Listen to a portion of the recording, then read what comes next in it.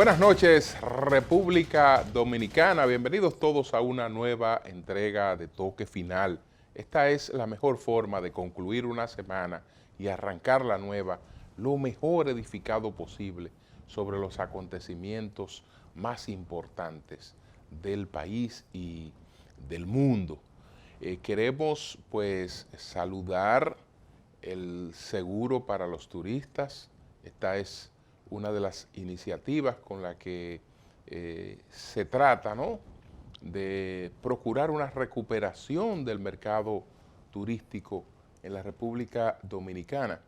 Entonces, tanto el Ministerio de Turismo, el Banco de Reservas y el Seguro Banreservas firmaron un convenio de cooperación que busca contribuir a cuidar la salud, el bienestar y la seguridad de los turistas y promover además una recuperación sostenible del sector como parte del plan de recuperación del turismo responsable ante el COVID-19.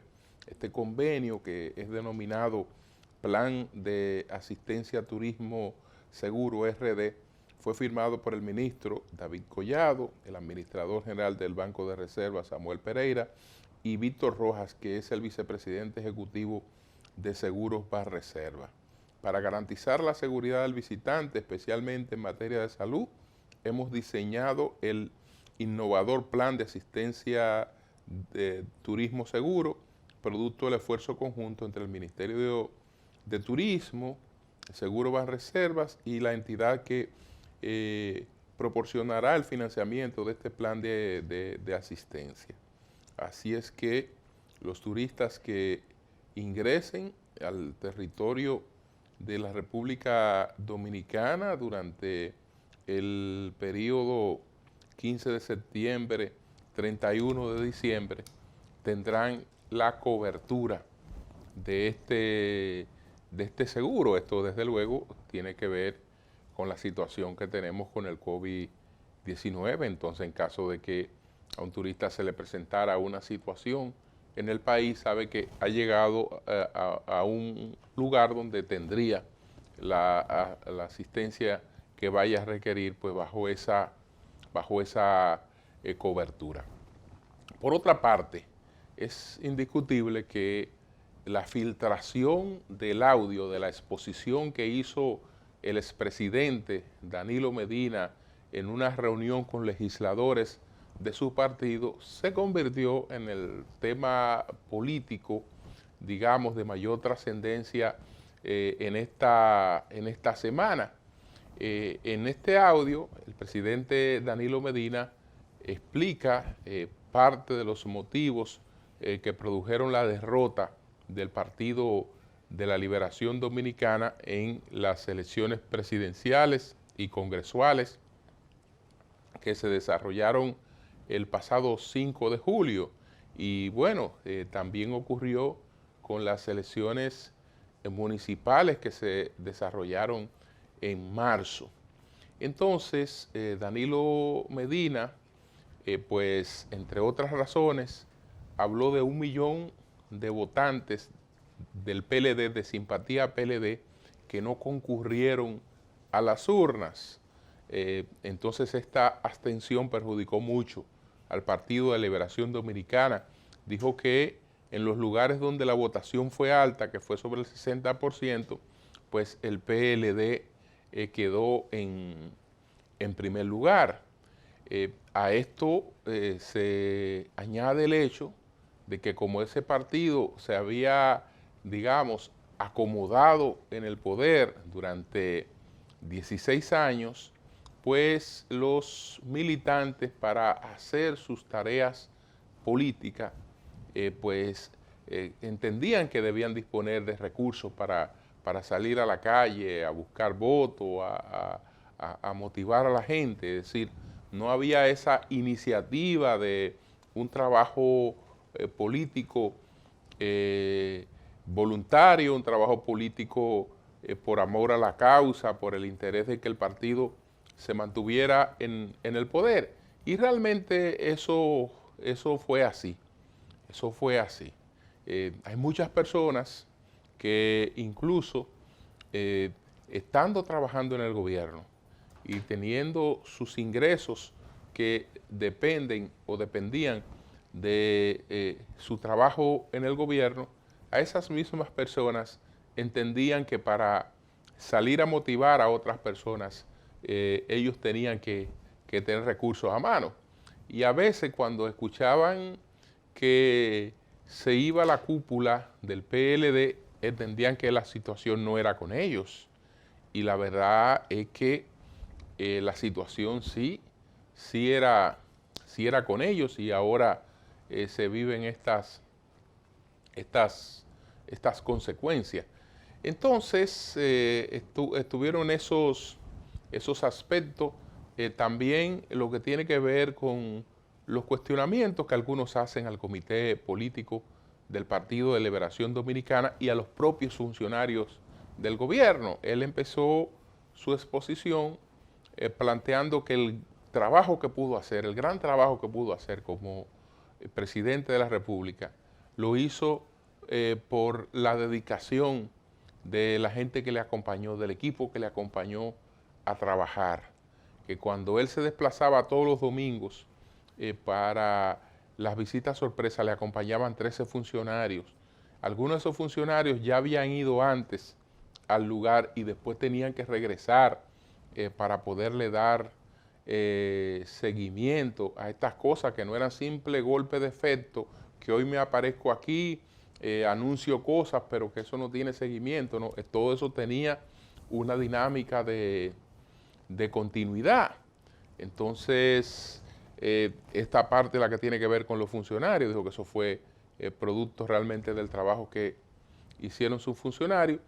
Y entonces, por otra parte, hizo referencia a lo del Comité Político del Partido de Liberación Dominicana, que ahora muchos hablan de que tiene que producirse un cambio total de ese comité político, que ese comité político es la causa de la derrota del PLD. Danilo entiende que las causas que el comité político, como todos los dirigentes de ese partido y los miembros, pueden tener responsabilidad, pero que no se puede atribuir toda la responsabilidad al comité político, porque ese ha sido el mismo comité político con el que el PLD ha ganado todas las elecciones que ha ganado. Entonces, bueno, yo creo que hay en el PLD en estos momentos, a pesar de algunas salidas de personas, etcétera, un interés de relanzamiento, un interés de renovación. Por eso está muy empeñado en distintas comisiones, en los trabajos de su congreso, de su noveno congreso, que llevará el nombre del doctor José Joaquín Vidot Medina. Esto pues ya crearía otra plataforma. Danilo Medina parece ser que se convertirá en un ente mediador, en un moderador para tratar de que el PLD pues busque la renovación de su liderazgo y ya en unas próximas elecciones esté de nuevo en condiciones de la reconquista del poder. Esas son sus metas. Lo que dijo ahí no eran propiamente unas declaraciones públicas, aunque terminaron, digamos, tomando esa trascendencia. Señores, vamos a hacer nuestra primera pausa comercial. Al regreso vamos a ver cuáles fueron los 10 temas más importantes de esta semana. Adelante.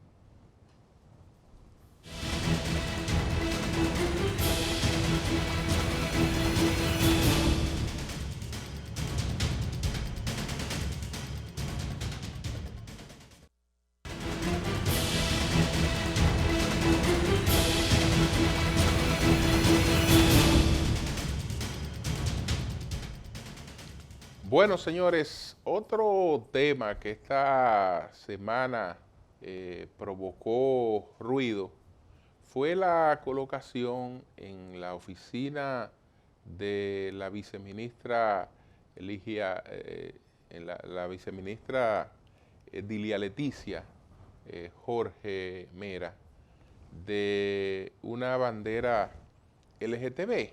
Esto ha provocado ciertos cuestionamientos y ruidos que yo creo que pueden evitarse, porque lo que tiene que hacer ella y todo funcionario es no discriminar absolutamente a nadie por razones de su sexo, de su predilección sexual, por razones de su color, de su, digamos, situación social, a nadie, discriminar a nadie. Pero de ahí a, digamos, presentar situaciones que son parte de una posición que tiene ese funcionario, que se respeta y qué bueno que tengamos gente con niveles de comprensión sobre como ella los tiene, de respeto, digamos, al libre albedrío de las personas. Pero a veces uno con sus decisiones y sus acciones tiene que ver que a veces yo adopto cosas, tengo acciones que involucran a otros y envuelven otras imágenes, pero además generan conflicto.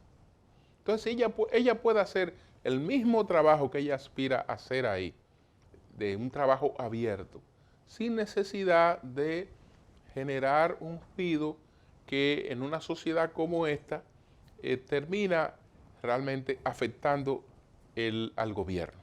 Termina afectando al gobierno. Entonces, yo creo que eso es innecesario. Pero bueno, vamos de inmediato a ver cuáles fueron los 10 temas más importantes de esta semana. Adelante.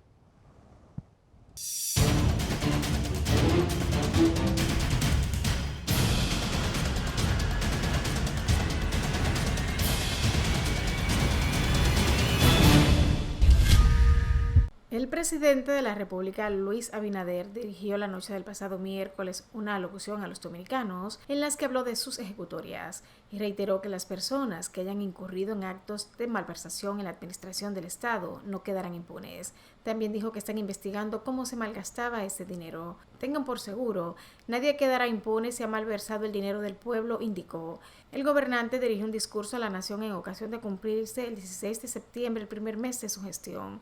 En su discurso, Abinader detalló una por una las acciones que ha realizado en este tiempo. Entre las acciones de su primer mes de gestión, el gobernante citó la inclusión de 2 millones de dominicanos y dominicanas en el Servicio Nacional de Salud como una forma de ayudar a combatir el COVID-19, a lo que agregó la realización de pruebas masivas PCR y la contratación de 1,000 médicos que estaban desempleados. También indicó que han dispuesto un incremento de camas y la inclusión de participación de los ayuntamientos y organizaciones sociales en el manejo de la crisis. Además, dijo que se están invirtiendo más de 420 millones de pesos para que el sector turístico se recupere como motor, que es de la creación de empleos y la economía de nuestro país. Así también la planificación para iniciar la construcción de la autopista del Ámbar de Santiago a Puerto Plata, convertir el puerto de Manzanillo en un gran centro de operaciones logísticas y de generación de energía para crear miles de empleos, así como el proyecto de 3,000 habitaciones hoteleras en la zona turística de Pedernales, y también habló sobre el impulso al campo, en el cual colocó a través del Banco Agrícola 5,000 millones en créditos para los productores a tasa cero.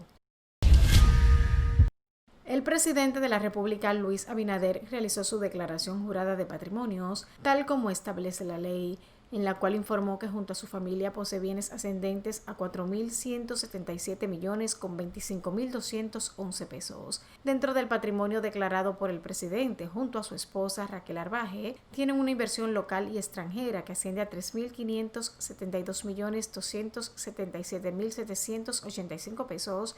Las inversiones están en la República Dominicana, Panamá e Islas Vírgenes Británicas, mientras la vicepresidenta de la República, Raquel Peña, reportó un patrimonio neto que asciende a más de 277 millones de pesos. Peña indicó en su declaración jurada que posee 7 bienes inmuebles para un balance total de 137.036.399.5 millones de pesos, así como 3 vehículos de motor que tienen un valor acumulado de 2.7 millones de pesos. mientras que el ministro de Agricultura, Limber Cruz, reportó un patrimonio ascendente a más de 434 millones de pesos y más de 5.8 millones de dólares. El ministro de Hacienda, Jochi Vicente, realizó su declaración jurada de bienes, según la cual sus propiedades, inmuebles, muebles y capital invertido en pesos y dólares suman 501 millones de pesos. De su lado, el ministro de la Presidencia, Lisandro Macarrulla, reportó ante la Cámara de Cuentas bienes por 398.616.947 pesos. La directora de Comunicaciones y vocera de la Presidencia, Milagros Germán, declaró bienes por aproximadamente 186 millones de pesos. El ministro de Medio Ambiente, Orlando Jorge Mera, reveló que su declaración jurada de bienes detalla que tiene un patrimonio ascendente a los 54 millones de pesos.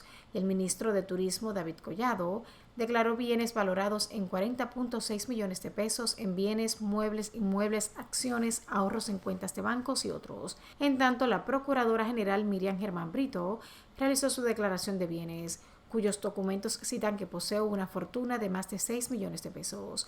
El ministro de Trabajo, Luis Miguel de Camps, reportó en su declaración un patrimonio ascendente a 297.023.753 pesos. El ministro de Industria y Comercio, Víctor Ito Bisonó, declaró un patrimonio ascendente a 115.570.019 pesos.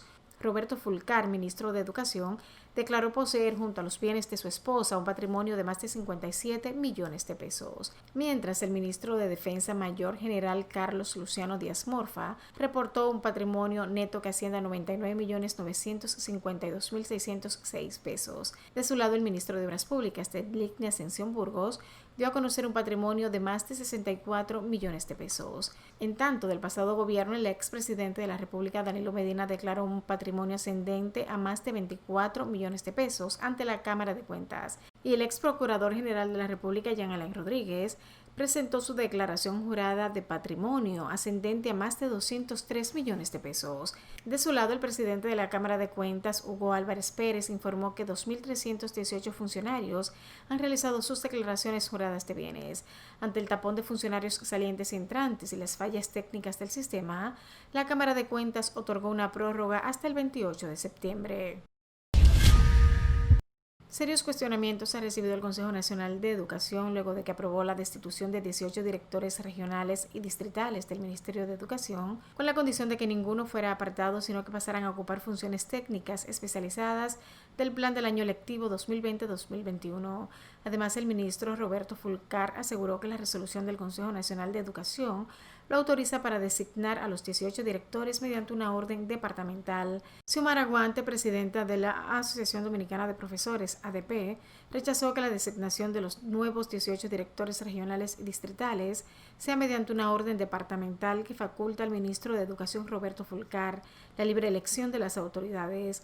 Guante expresó que el ascenso e ingreso de nuevos directores distritales debe ser vía concurso puro, simple y real.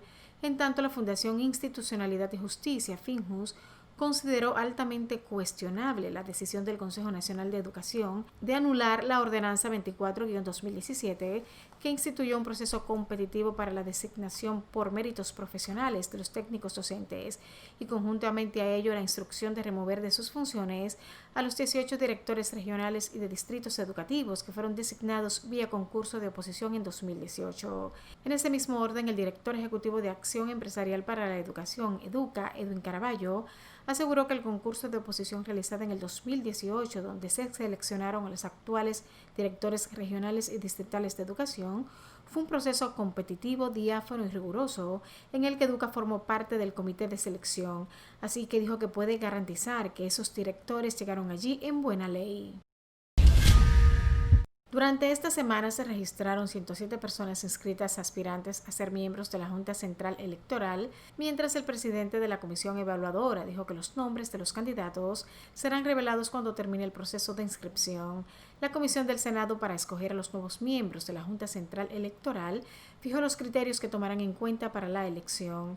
El senador Ricardo de los Santos, presidente de la comisión, hizo hincapié en el principio de equidad de género que establece la ley número 15-19 de régimen electoral, que define en su artículo 136 que las candidaturas deberán constituirse por no menos de 40% ni más de 60% de hombres y mujeres.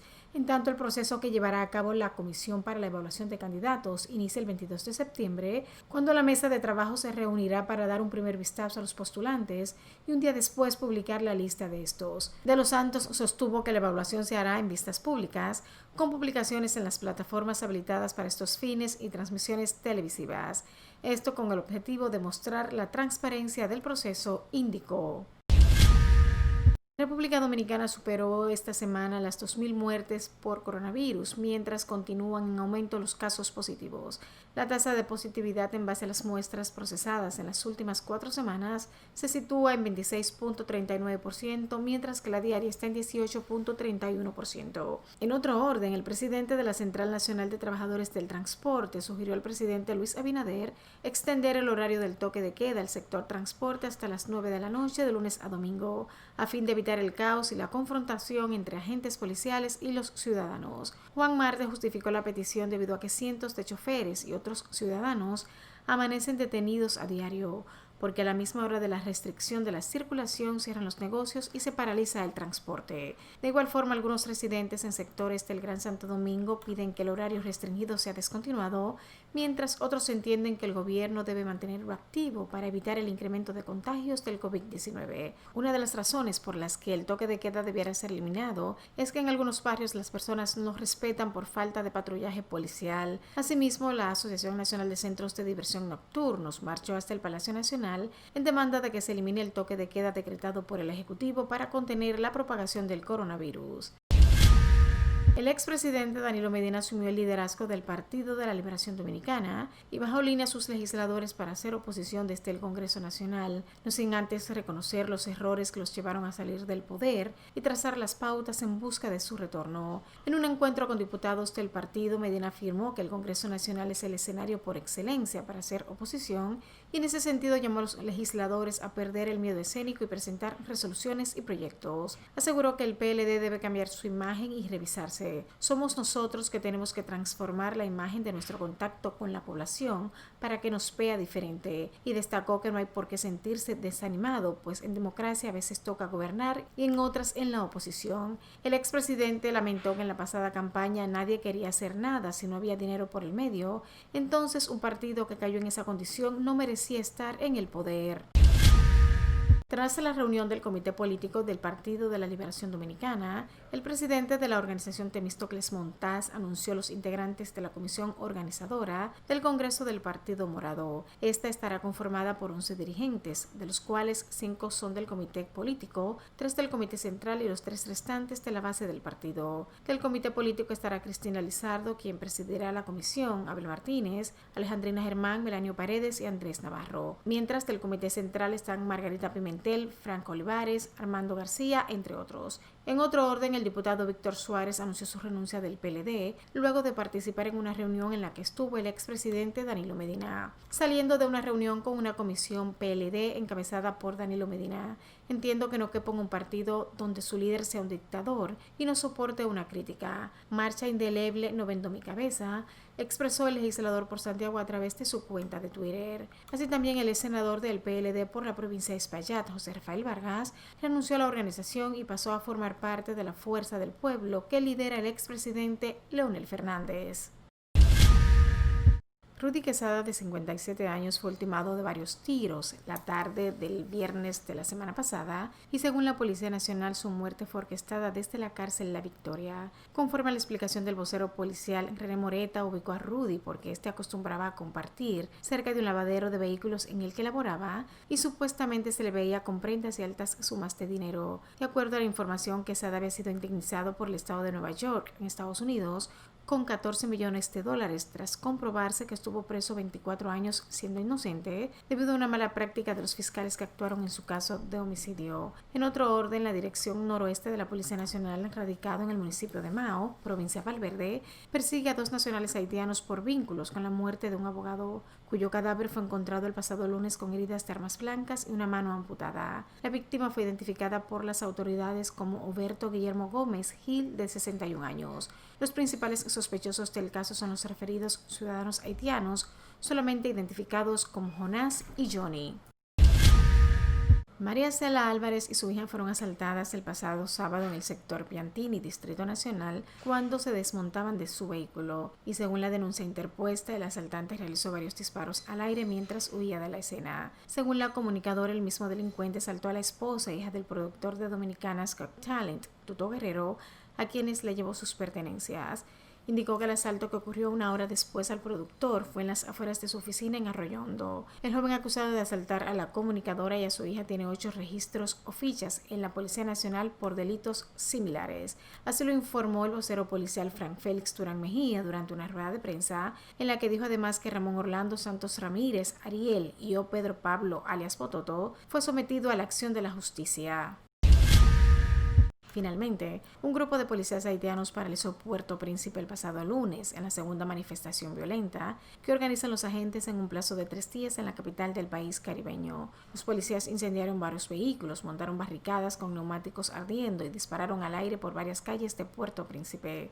La protesta fue organizada por un grupo de policías autodenominado Fantome 509 para exigir la liberación de su compañero Jean Pascal Alexandre, que lleva varios meses en prisión. Al menos 307 personas han muerto entre abril y agosto pasados, víctimas de la violencia e inseguridad, que es especialmente grave en 7 sectores de la zona metropolitana de Puerto Príncipe, según reveló un informe parcial difundido por un organismo de la Iglesia Católica de Haití.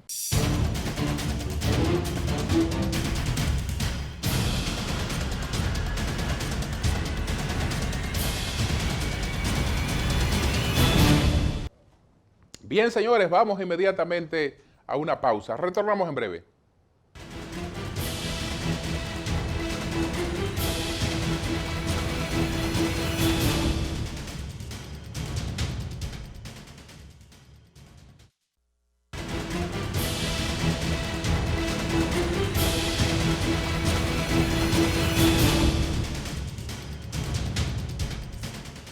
Bueno, la decisión del Consejo Nacional de Educación de darle la facultad al ministro de sustituir a directores regionales y de distrito que fueron escogidos en concurso de oposición, porque el ministro necesita tener gente de confianza en esas posiciones, realmente está planteando un retroceso en lo que tiene que ver con el sistema educativo, porque de lo que estamos hablando es de tomar el 4% que se destina a la enseñanza preuniversitaria para politizarlo.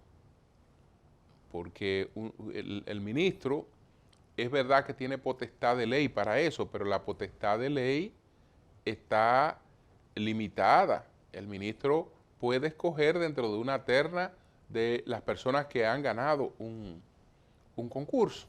Entonces este ha sido un tema con opiniones distintas, pero en términos institucionales, la mayoría. Finjus ha considerado que es un retroceso. El presidente de Educa por igual confrontó a la ADP cuando dijo que ese concurso cuando se hizo fue viciado, y otras instituciones también se han pronunciado en relación con ese tema. Nuestras 3 preguntas fueron formuladas a María Teresa Cabrera, es presidenta de la ADP, justamente sobre este tema. Vamos a presentarlas a continuación. Adelante.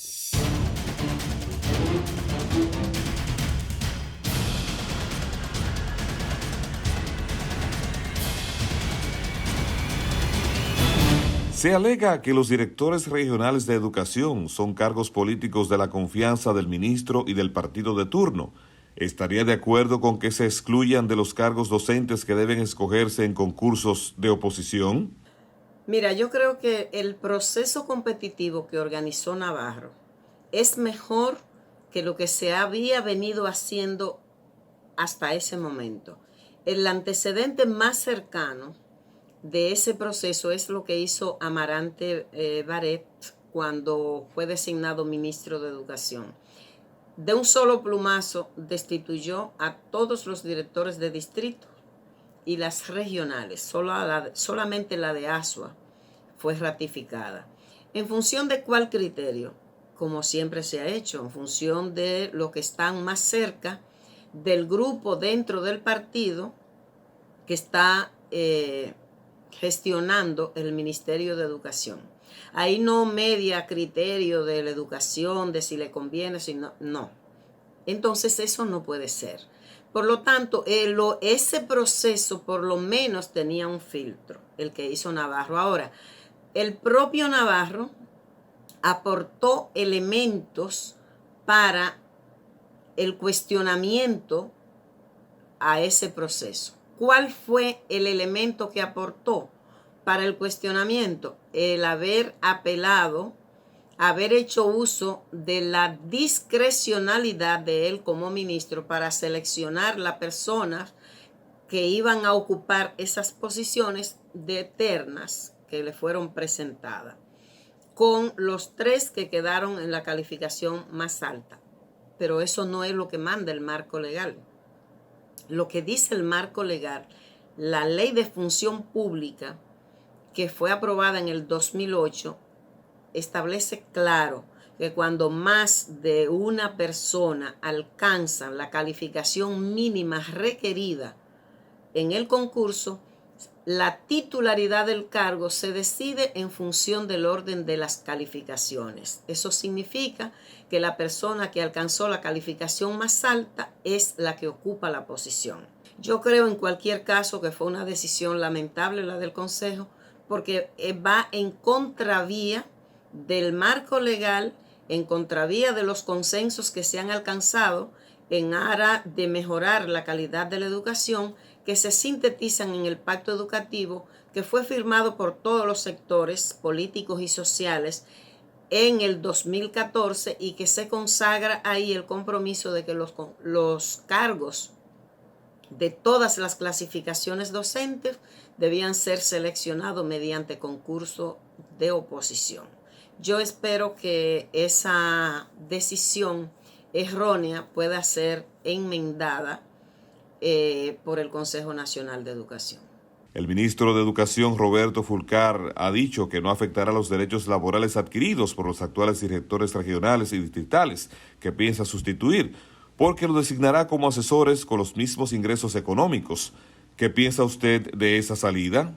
Mira, esa es una práctica que se ha utilizado históricamente en el sistema educativo, en el Ministerio de Educación, para arreglar las cosas en función de que, bueno, no afectar a los que estaban y abrir espacio para los que entran. Eso se ha hecho muchas veces, pero a mí me parece que no es una buena manera de gestionar los recursos que la sociedad dominicana aporta para la educación pública de este país. Porque ¿qué implica eso? Que por cada una de esas posiciones, 2 personas van a cobrar el mismo salario. Entonces, es una forma de duplicar la nómina. Estamos hablando de que los recursos que se canalizan para viabilizar esa solución pudieran estar dedicándose a resolver necesidades, digamos, más prioritarias de la educación del país. ¿Qué piensa de los cuestionamientos hechos por Xiomara Guante, presidente de la EDP, a los concursos en los que se seleccionaron los actuales directores regionales y sobre todo lo que ha respondido Educa, defendiendo la calidad y legitimidad de estos concursos? Los directores de distritos y los directores regionales de educación corresponden a la clasificación administrativo docente y de acuerdo a la ley 6697 y a la propia ley de función pública y al estatuto del docente, deben ser seleccionados mediante concursos de oposición. Y además, entre los consensos alcanzados por la sociedad dominicana que se sintetizaron en el Pacto por la Educación 2014-2030, también se establece de manera categórica como un compromiso la selección de ese personal por la vía del concurso de oposición. En relación con la postura de Educa, entonces tú no puedes tener una postura, tú apruebas una decisión en la reunión del consejo y luego sale públicamente a oponerte. Me parece que eso es contradictorio.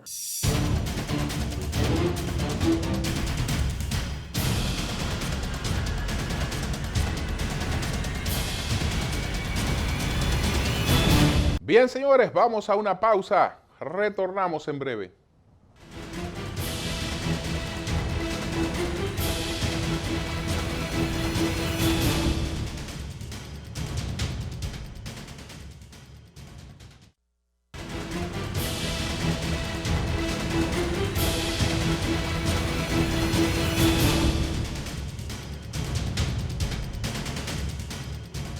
Bueno, ¿qué pasó con la locución del presidente Luis Abinader con motivo del primer mes de su gobierno? ¿Acaso tenía el presidente, digamos, programado dirigir otro mensaje y por cualquier razón no pudo hacerlo? Porque la pregunta es que lo que el presidente planteó pues ya eran cosas que el presidente las había planteado. Es decir, él habló para decir lo que ya había dicho. Entonces, si va a hablar el presidente y no hay nada nuevo, ni ningún anuncio impactante, esto pues es un asunto un tanto desacostumbrado porque, bueno, la locución crea expectativas, y si son cosas que incluso se han hablado y se han hablado recientemente, entonces, ¿cuál es el sentido de reiterarla? De todas maneras, puede que mi posición sea errada. Por eso, para poder tener todos una idea clara de esto, de si estoy equivocado o de si tengo razón, vamos a ver íntegro el mensaje que pronunció el presidente Luis Abinader la noche del pasado jueves, cuando cumplía un mes de su gestión gubernamental. Buenas noches. Hoy hace justo un mes tomé juramentación como presidente de la República. Y hoy quiero hablarles a ustedes, dominicanas y dominicanos. Son ustedes quienes me eligieron. Son ustedes quienes votaron por un cambio. Son ustedes con quien vamos a transformar este país. Entonces dije que este sería un gobierno transparente y que rendiría cuentas siempre. Ayer presenté mi declaración jurada de bienes y esta es la primera vez en la historia que se hace de forma pormenorizada y transparente. Hemos hecho muchas cosas en estos primeros 30 días de mandato. Desplegamos una intensa agenda de reforma para hacer real el cambio que te prometimos. Lo primero fue acometer las acciones urgentes que el COVID-19 nos obliga. Decidimos incluir 2 millones de dominicanos y dominicanas en el Servicio Nacional de Salud SENASA. A partir de este mismo año, habrá cobertura universal y gratuita para todos nuestros compatriotas. Este es el plan más ambicioso que jamás un gobierno ha puesto en marcha en el sector salud en la historia de nuestro país. Este plan de acción, iniciado ya para contener la expansión del COVID-19, incluye realización masiva de pruebas PCR, la contratación de 1.000 médicos que estaban desempleados, la habilitación de más laboratorios públicos y la autorización a laboratorios privados para realizar más pruebas, incremento en la disponibilidad de camas y la inclusión y participación de los ayuntamientos y organizaciones sociales en el manejo de esta crisis. La pandemia no discrimina entre ricos y pobres. Ningún ciudadano va a enfrentar esta crisis que atenta contra sus vidas solo. Estamos a su lado para ayudarles. Sin embargo, no hemos descuidado el resto de prioridades. Destinamos ya 40.000 millones de pesos para que todos los jóvenes de la República Dominicana no pierdan ni una sola oportunidad de su futuro. Pusimos en marcha planes para nuestra educación pública, tanto en recursos materiales como en la formación y capacidad del profesorado. Nos hemos adaptado rápidamente a las circunstancias que nos ha impuesto la crisis, porque a nuestra llegada no existía plan alguno previsto. Asignamos recursos especiales a la Universidad Autónoma de Santo Domingo UAS para que sus estudiantes puedan tener educación virtual y salvar su semestre. Estamos invirtiendo más de 420 millones de pesos para que el sector turístico se recupere como motor que es de la creación de empleo y la economía de nuestro país. En el sector de infraestructura, arrancamos la planificación para iniciar la construcción de la autopista del Ámbar de Santiago a Puerto Plata. También convertir el puerto de Manzanillo en un gran centro de operaciones logísticas y de generación de energía para crear miles de empleos. Así como el proyecto de 3.000 habitaciones hoteleras en la zona turística de Pedernales, siempre respetando nuestro medio ambiente. Para impulsar el campo, colocamos a través del Banco Agrícola 5.000 millones en créditos para los productores a tasa cero. La reactivación económica y la generación de empleo necesitan que movilicemos todos los instrumentos de inversión que estén a nuestro alcance. Hemos eliminado estructuras paralelas, organismos superfluos, y estamos haciendo un levantamiento de toda la estructura de gobierno para ver dónde malgastaban el dinero de los dominicanos y las dominicanas. Tengan por seguro, nadie quedará impune si ha malversado el dinero del pueblo. Por ello designamos un Ministerio Público Independiente cuya procuradora debe actuar con autonomía y solo guiado por la Constitución y las leyes de la República. Un cambio trascendental en nuestra historia. Apenas comenzamos y nos queda mucho camino por recorrer. Hemos empezado a dar los primeros pasos y vamos a hacerlo con ustedes, porque el cambio es una tarea de todos, es un propósito compartido y entre todos hacemos el mejor equipo. Muchas gracias y que Dios les bendiga. Bueno, señores, entonces no es que estas cosas no sean importantes. Lo que digo es que todas estas cosas ya fueron anunciadas. El presidente y su equipo hicieron una presentación del plan contra el COVID, que todavía está en ejecución.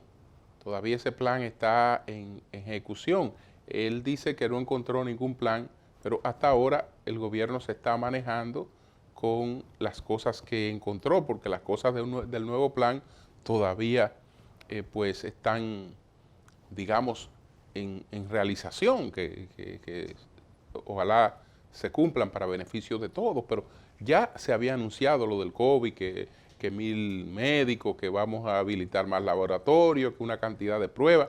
Para eso se hizo una actividad pública. Por otra parte, está el caso de la UAS. El presidente va a la UAS y de ahí se anuncia la entrega de 236 millones de pesos para financiar, digamos, la virtualidad en la enseñanza en la Universidad Autónoma de Santo Domingo. Si hay un acto en lo que eso se anuncia, ahí no hay, entonces eso no es una novedad. Por otra parte, los recursos del sector turístico. Bueno, hubo un lanzamiento del plan de desarrollo turístico donde el presidente y el Ministerio de Turismo dijeron eso mismo que el presidente dijo después en este discurso.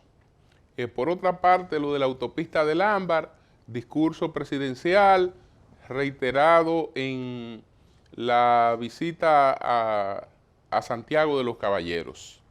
En el caso de Manzanillo, una visita especial del presidente a Manzanillo, y ahí el presidente hace los anuncios y dice lo que dijo después de nuevo en esta presentación.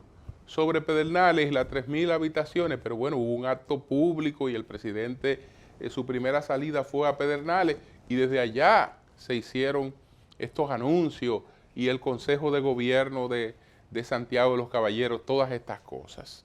En conclusión, no hay una sola información adicional, no hay un solo anuncio que, digamos, esté ameritando una presentación del presidente de la República. Usted dirá, bueno, el objetivo era hacer un resumen de eso que se está haciendo, pero bueno, esas son cosas que están en ejecución. Yo creo que si era un resumen, una nota pudo haber resumido eso, un video de la presidencia pudo haber resumido eso, pero si estamos hablando de que el presidente va a hablar, entonces el presidente tiene cosas que la nación está esperando que el presidente va a decir.